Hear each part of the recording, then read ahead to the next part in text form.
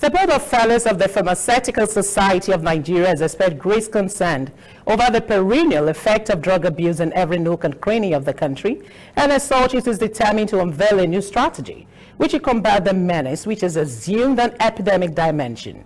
The chairman of the BOF, Professor Femi Oyewo, while speaking with newsmen on Friday in Lagos, explained that the media meeting of the group is set to focus on the theme national development and healthcare system, impact of COVID-19 pandemic, which will be delivered by the Secretary to the federal government, Boss Mustafa. Professor Femi Oyewo called for a workable regulations to ensure drugs are not getting to the wrong hands in the country. She said a situation whereby all kinds of drugs are made available to laymen to distribute will always lead to all kinds of problems.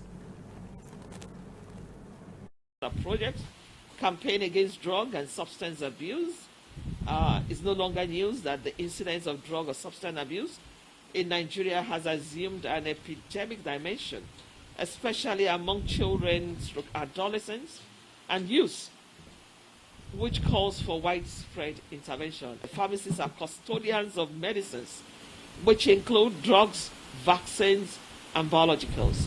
It has therefore become very necessary for the BOF to get involved in checkmating this menace through advocacy, campaign against drug abuse, and rehabilitation of victims of drug abuse. Remember, our children and youth are our future and having their progress.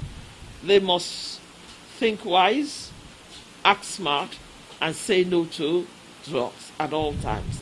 So you can see what drug can do. So BOF is their primary project to make sure that the information is disseminated enough to the grassroots among our youths on the consequences of misuse of drugs and very abusive substances.